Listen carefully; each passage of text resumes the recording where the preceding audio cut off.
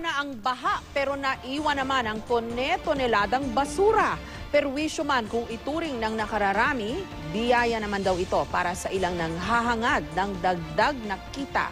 Live mula sa Quezon City, may report si Dano Tingkungko. Dano? Jessica, ang bagsik ng hangin na bitbit ng bagyong Glenda ay hindi lang naging dahilan para mabuwalang maraming bagay tulad ng puno, pader at iba pa sa kalsada. Tinawag pansin din ito ang dati na nating problema dito sa Metro Manila tuwing tag-ulan, partikular ang ugnayan ng baha at basura. Kahit hindi nila trabaho, mano-manong hinukay ng mga gwardya ng isang car dealership ang kanal sa EDSA White Lane southbound. Tumaas kasi ng hanggang bewang ang tubig sa lugar kaninang umaga dulot ng bagyong Glenda. Ang nakuha sa kanal, mga dahon, papel at plastik. Sa kalahating oras nilang pagtanggal, kalahating drum agad ang naipon. Yung mga kainang umaga, lakas ang hangin. Doon sa may mga hagda sa may kalsada, naiipon dito.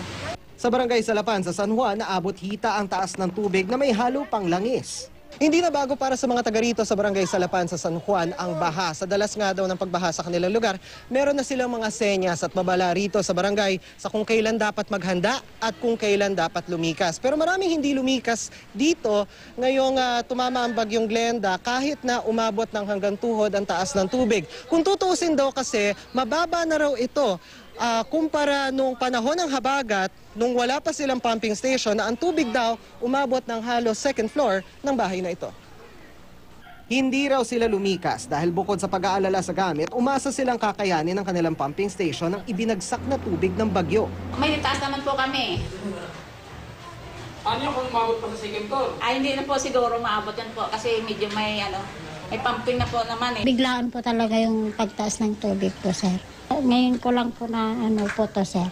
Sa Salapan Pumping Station, kapansin-pansing mas maraming basura kaysa tubig ang pumapasok at sinasalok ng mga taga-MMDA. Pero kung perwisyo ang basura sa marami, biyaya ito sa iba. Sa E. Rodriguez Avenue, Quezon City, abala mga lalaking ito sa pangangalahig ng basurang palutang-lutang sa creek. Ang ilan pa nga tumalon pa sa tubig.